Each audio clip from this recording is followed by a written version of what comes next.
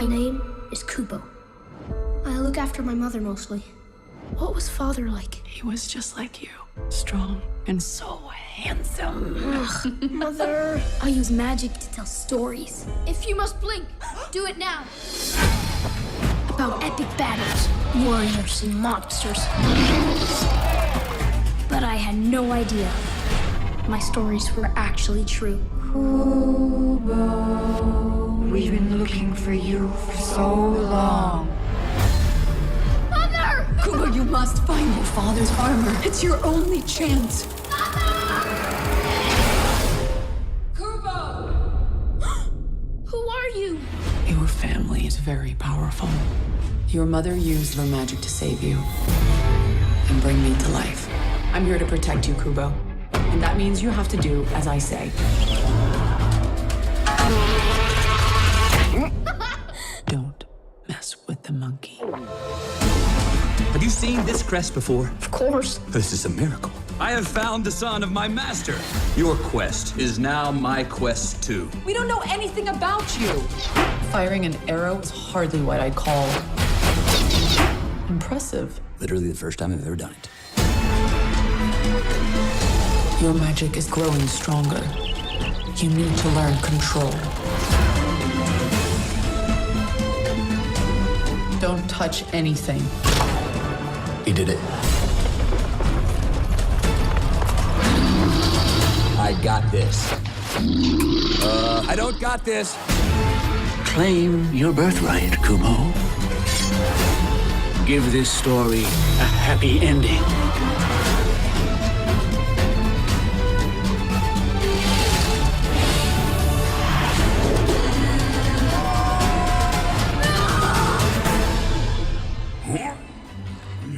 Do you need a little help? No. Yes. Kubo and the Two Strings, an animated feature film that is playing in theaters as we speak, is anything but a children's movie. As I watched the trailer about a couple of days ago, I was floored by the Illuminati, predictive programming, the occultic and pagan symbolism, the esoteric knowledge that is being shown, and most of all, the heralding of the work of the fallen angels from Genesis 6, as prophesied in Isaiah 13, that the Lord is sending giants on the Nephilim to fulfill his wrath. And I believe that the opening of the pit, as spoken about in Revelation 9:11, the coming of Apollyon, is being shown right in this feature film. And I would like to prove that and to show you why I believe that through a breakdown of the trailer, showing some screenshots, talking about some articles and other things on the net. And I believe we are very much close to the coming of Apollyon. And as we look at just the description of this film from IMDb, it says that a young boy named Kubo must locate a magical suit of armor worn by his late father in order to defeat a vengeful spirit from the past. And as we read further about it, it says that Kubo lives a quiet, normal life in a small shoreside village until a spirit from the past turns his life upside down by reigniting an age-old vendetta. This causes all sorts of havoc as gods and monsters chase Kubo, who, in order to survive, must locate a magical suit of armor once worn by his late father, a legendary samurai warrior. So the fact that they're already saying that havoc is being caused and gods are involved, right away that screams Genesis 6, what was going on, the work of the fallen angels having relations with the daughters of men, causing demigods and half-human, half-fallen angel entities to arrive on the scene, titans, as was shown in Greek mythology, which really isn't mythology if you ask me. And let's just take a look at some of the screenshots of what was in this trailer. And right away, from one of the first scenes in the trailer, you see there's little Kubo walking along what looks to me an Illuminati pyramid, literally, okay, an archway right underneath it. And you've got the sun right over there. So right away, it's screaming to me Baal worship, the Arch of Baal, sun god imagery, Illuminati pyramid. I mean, if we look at what, the Royal Arch of Freemasonry. This is big in Freemasonic beliefs. The Royal Arch, you've got the one pillar here, Jachin and Boaz. You've got the sun and moon, the capstone, the 69, the crossing, the coming of the enlightened one, the coming of Antichrist, the coming of the son of Satan. And this is what I believe this archway is designating, the coming of Nimrod, the sun god. And right away in the trailer, you see Kubo walking, there's the sun behind him, and walking over an Illuminati pyramid slash, Arch of Baal. I believe sun god imagery is majorly shown there. There is a lot also of one-eyed symbolism. In fact, Kubo himself wears a patch over one eye. Even the hairstyle constantly covers one eye. But of course, we know that the one-eye symbolism is showing the secret knowledge because he comes from a powerful family, as is being shown, in this trailer. He comes from a very, very powerful family. We know that even, I forgot to mention earlier, that the Arch of Baal is making its appearance all over the place. Of course, we know that it was unveiled in London, England, some time ago, and now I believe, I'm not sure for a fact, but I think it's coming to New York City very soon. So this Arch of Baal is being shown, on a regular basis, and we're seeing these kind of archways, in these movies, right from the beginning of the trailer. And so now we have this one-eye symbolism, code for the secret knowledge, because he comes from a powerful family. As we keep going, we can see yet again the one-eye symbolism, constantly the one eye with Kubo. We can see right inside the cave that he lives in that there's, of course, another pyramidal kind of structure in there. I believe that even the Muslims believe that their 12th Imam, when their Mahdi comes, that he is going to come out of a cave. He is going to have one eye that is bigger than the other. I find it interesting that Kubo is constantly being shown with this one eye, and of course he lives in a cave. Okay, quite interesting. Now, I'm not saying that, this is completely depicting the Islamic Messiah, but, find it interesting that they live in a cave and that he, constantly is showing the one eye. You got the pyramid-shaped entrance even to where Kubo and his mother are sitting there in the trailer. And Kubo wants to know about his father, who was very strong. As IMDb said, he was a strong samurai warrior, and Kubo wants to know all about him. And as we keep going in this trailer, we see that Kubo uses magic. I spelled magic with a K because we know what kind of magic is going on here. He uses magic to tell stories. And as he plays his guitar, inanimate objects seem to come to life. In fact, later on in the trailer, you'll see that he actually seems to be even creating life and making things come together. Here in this case, he makes these paper figurines all come together and start fighting. And it's all by the strum of this particular guitar, the power that this Kubo has with the music. And the stories, he tells stories using his magic about epic battles, warriors, and monsters. And to me, it just sounds like the days of the fallen angels and their offspring heroes, or men of renown, right from Genesis 6. I believe that is what is taking place here. That, as Genesis 6 speaks about, that there were, the work of the fallen angels having relations with the daughters of men, interbreeding with humankind, unsanctioned relations that was not allowed by God the Father. Later on, we see these two spirit entities appear on the scene, and Kubo doesn't realize as the trailer goes that his stories were true, just like how many don't realize the truth of the Nephilim. Many Christians and even secular people. In fact, I find that secular people are more open to what Genesis 6 and the Bible speaks about, the fallen angels, the Nephilim, the giants, the offspring of the fallen angels. But sadly, many people in the church just don't want to hear these things. They want to come up with things like the Sethite view. They want to take away the supernatural things about the Bible, and they want to make it all into a natural book. But really, these things are true. These things really happened. I believe it's possibly even going on again today. The signs of it are all over the place. In fact, when these spirit entities arrive, we can see again the black and white imagery, the darkness and light, the as above, so below. And these two spirit entities want Kubo for something. Is it for his powers?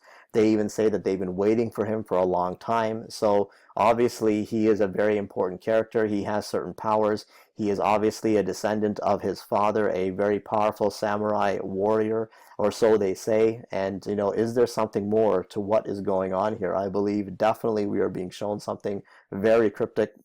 What's interesting, as we were speaking about, the arches of Baal, go figure that they show something similar to an arch of Baal, and with black smoke surrounding it. So again, more Baal imagery. I believe we can clearly see that this is showing that this is all Baal worship. Baal, Nimrod, whatever you want to call it, definitely Baal, sun god, Apollo. It's all the same thing, and this is what is being shown many times. And later on in the trailer, we see his mother, with her right hand all of a sudden lighting up.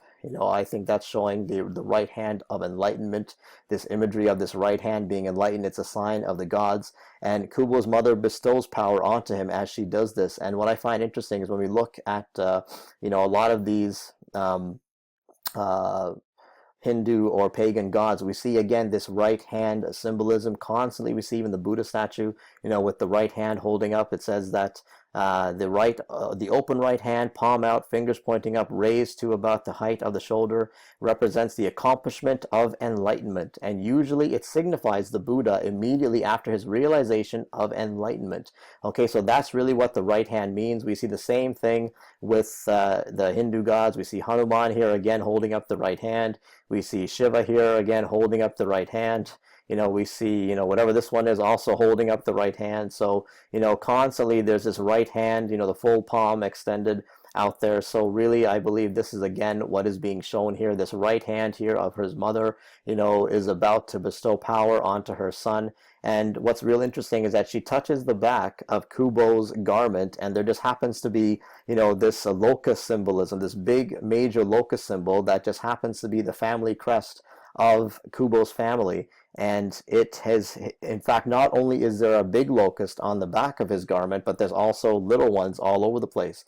Okay, so to me, this is already signifying something that we'll speak about later. But basically, when his mother's right hand touches Kubo, it gives him power. The family crest lights up.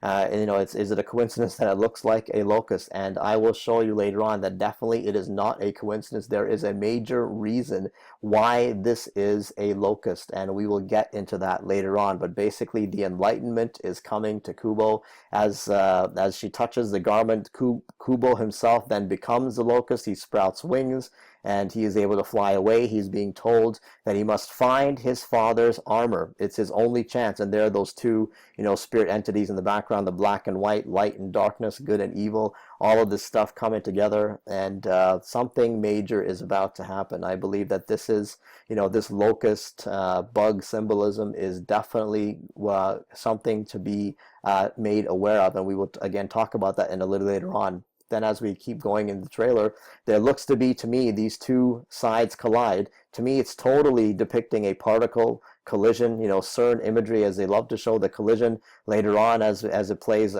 out, we see a big explosion, to me, signifying the veil between our world and Satan's being ripped open. I believe that is what they're constantly depicting with this CERN imagery, these particle collisions, and stuff like that.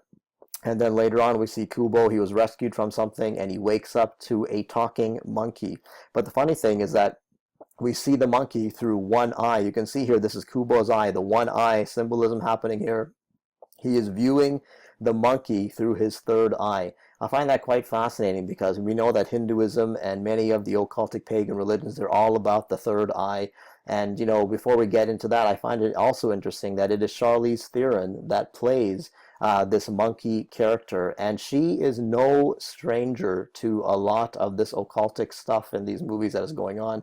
From way back when in '99, she played in a movie with Johnny Depp called The Astronaut's Wife, and it was about after an explosion in space and subsequent 2-minute radio period, 2 astronauts return home to their wives.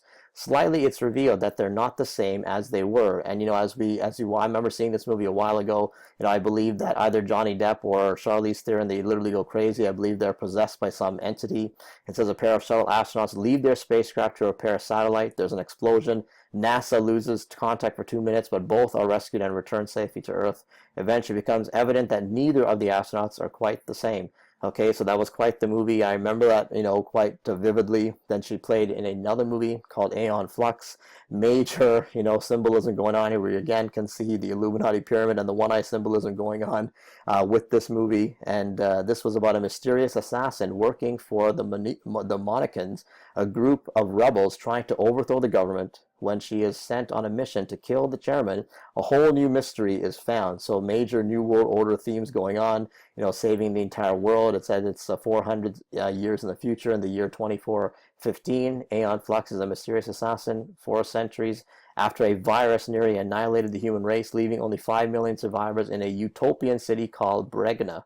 Aeon is struggling to destroy the Goodchild regime led by its namesake, Trevor Goodchild, the ruler of Bregna and a descendant of the man who found a cure for the deadly virus. So, you can see what's going on here, an assassin trying to basically save the world. There's a new world order going on, all that kind of stuff. Then even, of course, remember she was in a movie called Prometheus, okay, talking about, people following clues to the origin of mankind. They journey across the universe to find a structure on a distant moon containing a monolithic statue of a humanoid head and stone cylinders of alien blood, but they soon find they are not alone. So even in that movie, there was a lot of, esoteric symbolism talking about, mankind was seeded by aliens from many years ago. So of course we know what Prometheus was about. Then even more recently, she was in a movie called The Huntsman. She was recently in the previous one in 2012 with Kristen Stewart, but in another one that just came out earlier this year. And of course, Charlize Theron plays a character named Ravenna, who is majorly tied to the occult. She communicates with a mirror, the magic mirror on the wall. We know that mirrors definitely signify portals and spiritual entities coming back and forth, as we covered in previous videos before. So, again, Charlize Theron is no stranger to playing very occultic, predictive programming kind of roles. And in this case, she played Freya. Not Freya, she played the sister, Ravenna, an evil sister who has major, powers. And, in talking about Hanuman, the fact that in this movie she plays Hanuman, and I find it really interesting that Hanuman, of course, is a Hindu god, and, he is actually, participates in Rama's war against the demon king Ravana. So isn't it interesting that before Charlize Theron played a character, Ravana, as a female, an evil person. She was full of, powers, evil powers that she would use to control her kingdom and do all kinds of crazy things to people. She would come out of that mirror back and forth. And in fact, Freya, in that particular movie, was able to call forth her sister out of that mirror because she was defeated in the first one. And I guess she resided in that mirror, causing people to go crazy. But I find it interesting that here she's not playing Hanuman, and Hanuman participates in a war against the demon king Ravana, who is exactly what Charlize Theron played before. And another thing that's interesting is that Hanuman is actually depicted as an incarnation of Shiva. So Hanuman is actually another version of Shiva. And how we just spoke about, this collision, happening, that they showed this collision, this particle collision. And here we've got this reference to what seemingly is Hanuman. And, we know that Shiva / Hanuman is the same statue that is located outside of CERN. It is, definitely showing something coming through the portal. It shows Shiva actually seemingly holding the portal open, the ring of fire that he comes through. And we know that Shiva is the destroyer. Okay, Shiva is basically the Hindu version of Apollo, the destroyer. Hanuman, Kali, Shiva, Baal, Nimrod, Isis, Ishtar, whatever you want to call it, these are all the destroyers. Shiva the destroyer, I believe, is being shown through this Hanuman character. If Hanuman is another incarnation of Shiva, then we can see that this monkey, to me, completely is about Shiva the destroyer, Hanuman, whatever you want to call him. Okay, and again, he's looking at him through the third eye. He goes on to tell, or the monkey goes on to tell Kubo that his family is very powerful, which I believe is code for the Illuminati bloodlines, the fallen angel, Nephilim, whatever you want to call it, bloodlines that are in this world trying to control everything. And his mother uses his family's magic to save him. Again, magic with a K, because we know what kind of magic is going on. As this scene progresses, we see his mother strumming this guitar, the similar kind of power that Kubo has. He's just not as strong yet as his family is, but she strums the guitar and something interesting happens. There is a force that comes out of the guitar as she plays it, and go figure, the waters part with her power. I believe this is just a mockery of Satan trying to show that he can do the same things as Father Yahweh can do. We know that Satan is the counterfeit. He will never be able to do the same things as Yahweh. He will never have the same power as our awesome Abba Yahweh. That will never happen. But of course, he loves to show things like that. He wants to show that he is all powerful. Okay, and as we keep going in this trailer, as we progress, I find it really interesting that more so now, Kubo now turns birds into bugs. So is he the locust king? And again, we'll talk more about this locust later on, but I find it interesting that he turns these birds, you can see them morphing here. They were paper birds. Later on, you'll see them even as live birds, and they turn into this mosquito slash, locust kind of character and goes and stings the monkey. So I find it interesting. Yet again, this bug slash locust imagery going on here. And again, we'll explain that later on. And as we go on, we'll see that he meets this two-horned beetle man who asks if Kubo has seen this crest. Now, this two-horned beetle is played by Matthew McConaughey. Now, he's also an excellent actor, just like Charlize Theron, but he also has been in movies that have major Illuminati predictive programming. We remember Interstellar that he was in. It was a team of explorers traveling through a wormhole in space in an attempt to ensure humanity's survival. Okay, so we saw him playing a role that went into, alternate realities. They went through a black hole, through a wormhole, and, really, to me, major NASA predictive programming here in this particular movie. It was all about saving the world, from disasters and famines and droughts, and the only way to ensure mankind's survival was through interstellar travel. Okay, so this is really, it's interesting that these same actors seem to appear in these similar kinds of movies, predictive program slash Illuminati kind of stuff going on here. Okay, so basically he asked Kubo if whether he has seen this crest. And of course, Kubo is very, very familiar with that, because as he turns around, it is identical to Kubo's family crest. That's big surprise there. All right, so Kubo obviously has the same crest on himself. So, Beetle Man here is very happy that he is, he exclaims that he's found the son of his master. So, that caused me to think, who is who is this beetle guy's master? Okay, I find it interesting that if Kubo is the son of this guy's master, and if Kubo seemingly, could be representing Apollyon, the coming of Apollyon, then I would say that this guy's master is none other than Satan himself, which would actually be Kubo's father. Okay, so Kubo's father to me is representing Satan, the fallen cherub himself. And he was defeated he was defeated when Yeshua died for our sins. He was dealt the death blow. He was crushed, and the head of the serpent was crushed when Yeshua died for us. And now he is trying to bring his son Apollyon, to rule this world. I believe that is what we're being shown here. And so this beetle man is so happy, and in fact, I think he claims that it's a miracle that he has found the son of his master. He is extremely ecstatic about that. And I find it also interesting, in another scene, we see Beetle Man is skilled with the bow, kind of like Nimrod. We know that Nimrod is pictured as a mighty hunter, as even the first seal. Many believe the white horse, the rider on the white horse, is depicted in the Bible in Revelation 6 as with a bow and a crown, and symbolizing to me Nimrod, the coming of Apollyon, the destroyer. That is who obviously the Antichrist will be. He will seemingly be a man of peace, but he will be, of course, the destroyer. Again, the one-eye symbolism. You got good old Hanuman here looking over here.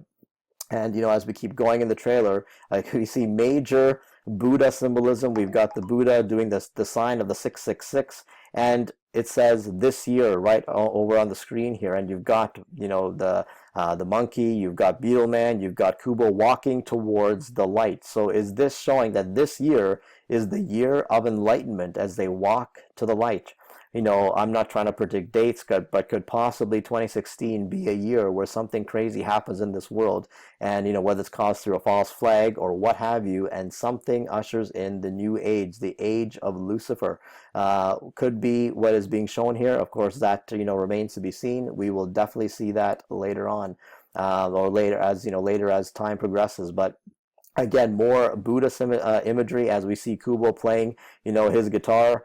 Or whatever you want to call this thing. We've got more Buddha enlightenment imagery, I believe, going on here. As he's playing the guitar, we can see that things are happening behind him. He is causing things to happen as he plays the strings on that guitar. So is this, with the fact that the Buddha face here is in the background, and, to me could be symbolizing the enlightenment that is happening to Kubo.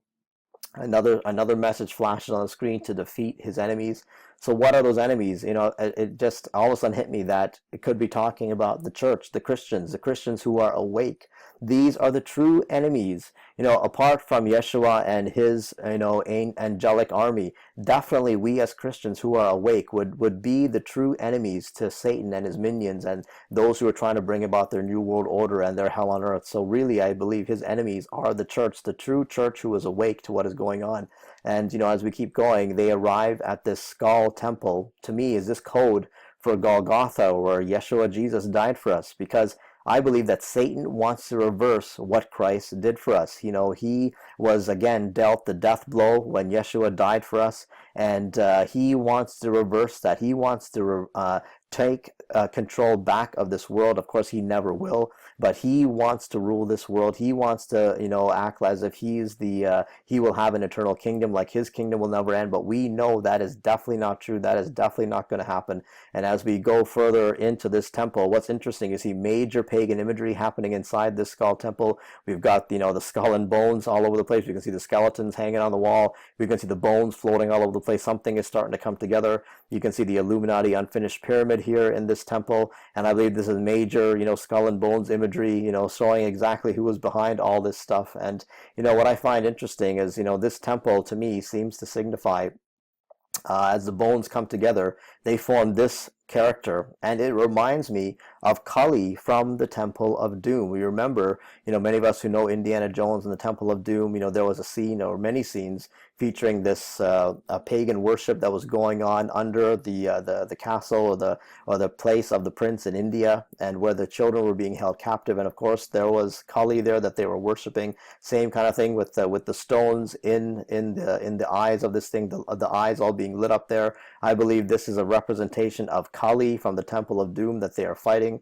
Of course, we've got, Beetle Man here and the good old Nimrod, the mighty hunter imagery, battling him with his bow.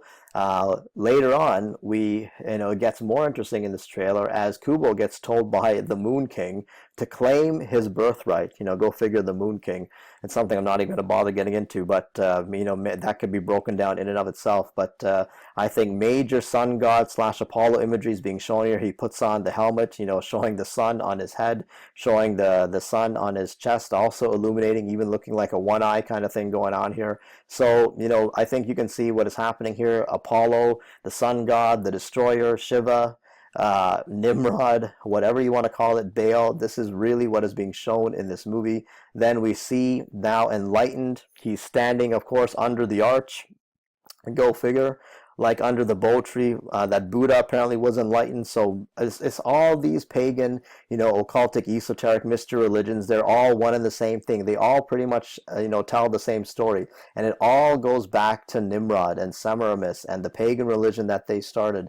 And every single one of these religions, whether it's Islam, whether it's Hinduism, whether it's Buddhism, whether it's witchcraft, Wicca, whatever you want to call it, they all worship the same thing. Whether it's the Greek gods, whether it's the Sumerian gods, whether it's the Phrygian gods, whether it's the Hindu gods, you name it, it's all about Nimrod, Baal, sun god worship. And here we have, Kubo. Now he's enlightened. He's got the sword in his hand. He's got, the armor, his father's armor, I believe this is probably what this is. He's got the sun god symbolism all over him. He's enlightened under the arch of Baal. And what I find even more interesting is that as he plays the guitar, he causes I believe birds or things made out of paper to form these wings behind him. So again, is this showing a fallen angel out of the pit? Is that what is going on here? I wouldn't be surprised if that is what is taking place here. And as we keep going, we also see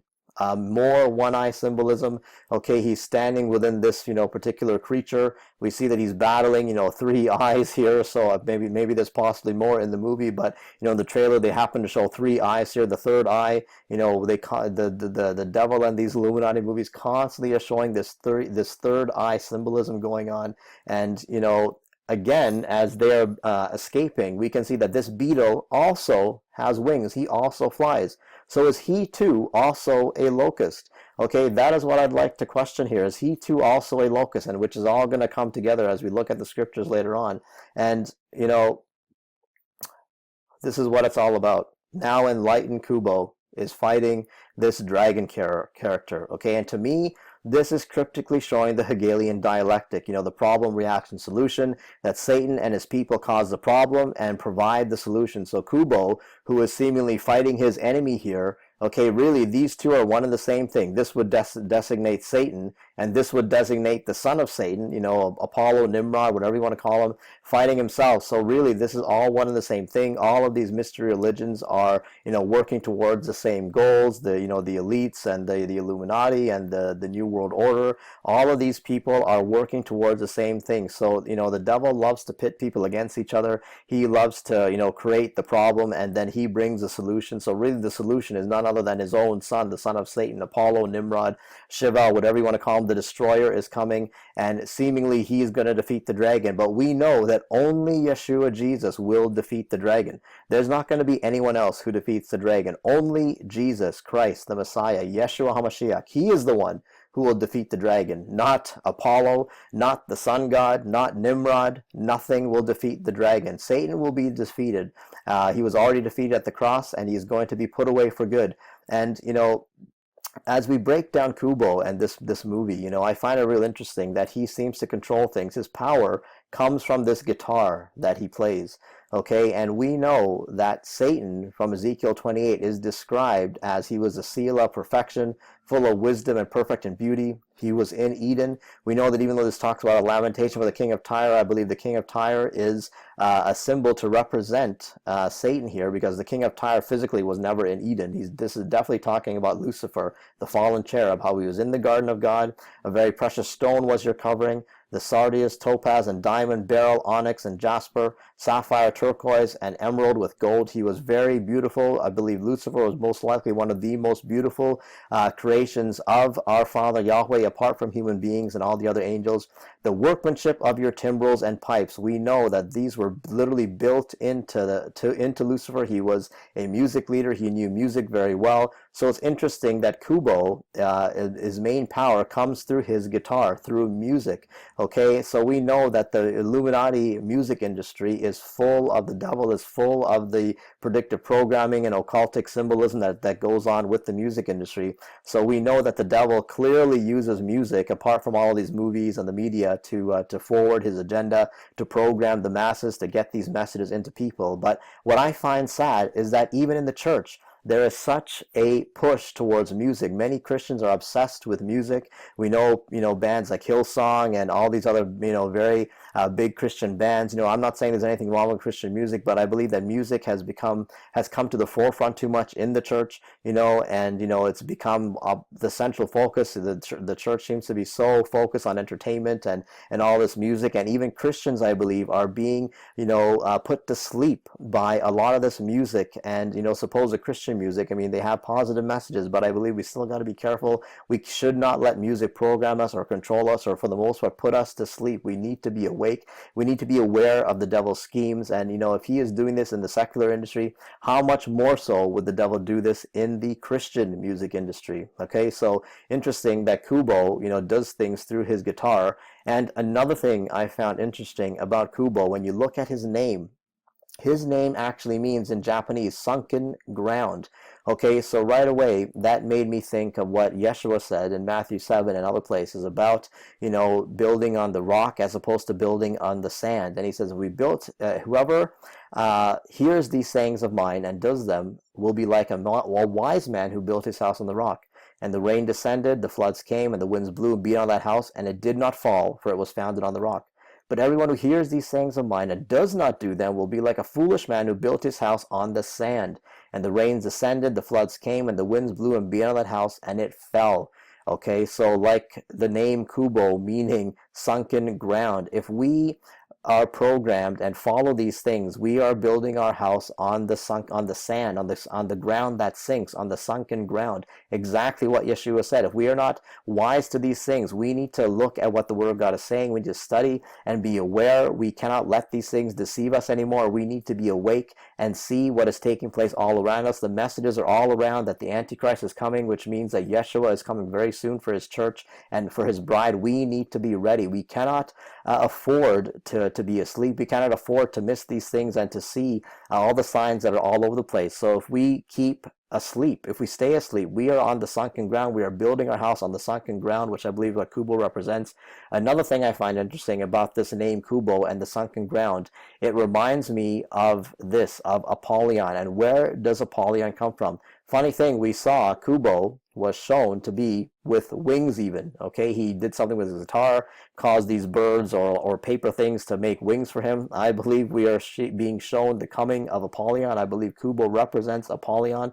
And, you know, Apollyon is the king of the locusts, okay? Just like we were talking about the locust and the beetle, all of this bug and locust imagery in this movie, okay? We saw earlier on, you know, with the Beetle man, and, you know, all this kind of bug imagery going on. We see Kubo also being, you know, becoming the locust himself when his mother touches the back of his garment.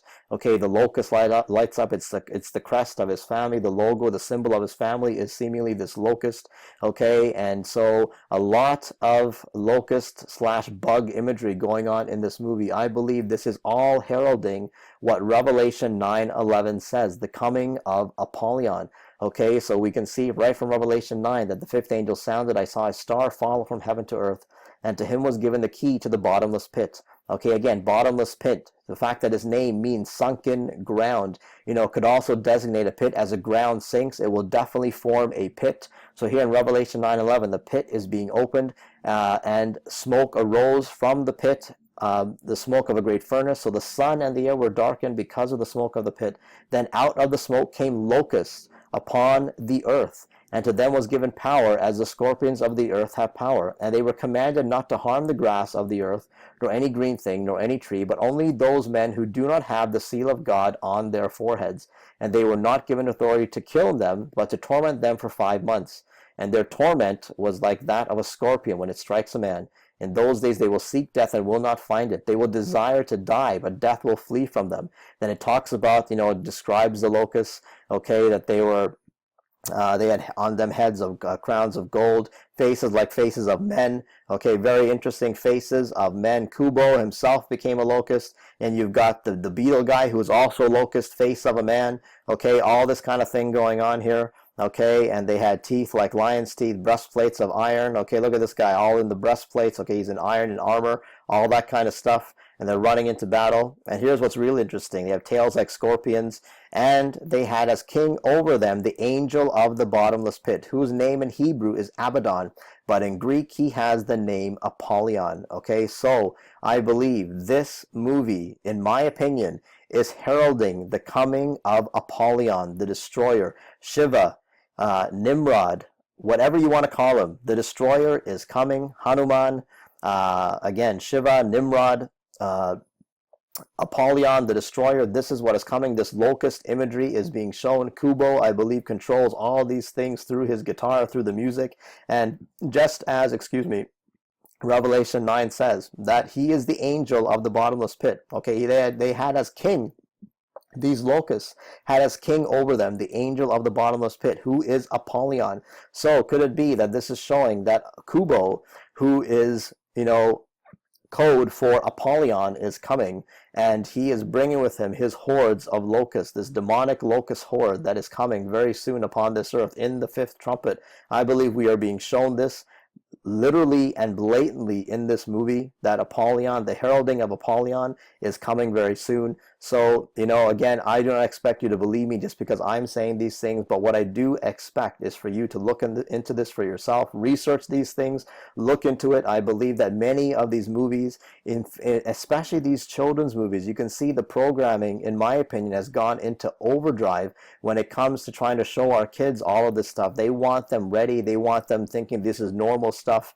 And, you know, we are not to be deceived. We, you know, even if we allow our kids to watch this stuff, we should inform them. We should educate them. We should have our children aware of these things. In fact, when I watch a movie with my children, I try to decode these things. In fact, what's really cool is that even my kids now are starting to decode a lot of these things that they see in the movies. And, you know, it's up to us as parents. You know, we are their protectors. God, our awesome Abba Father Yahweh, has given us children, and we need to be good stewards with our children. We need to show them what is going on. I mean, obviously we can also choose not to let them see these things. You know, at the same time, I do not want to shelter my kids as well. I want them to know. I want them to be aware of what is taking place here. Okay, so really, to me, this movie is heralding the coming of Apollyon, and may we be aware, to what is happening, because the time is short, and we need to realize that the destroyer, the coming of Apollyon, the Antichrist, Nimrod, Baal, Shiva, the destroyer, whatever you want to call it, he is coming very soon, and that means that the bride of Christ is going to be taken out of this world before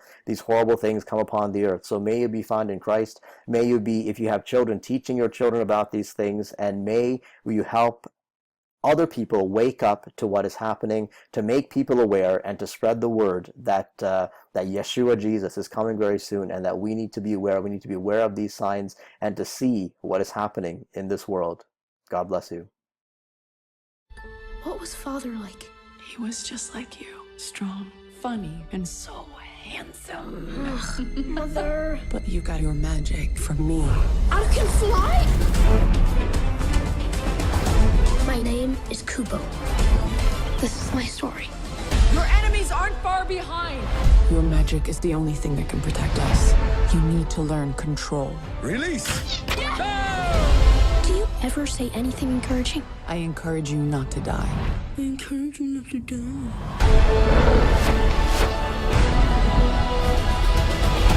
Don't touch anything. He did it. Come on, this way. You got this.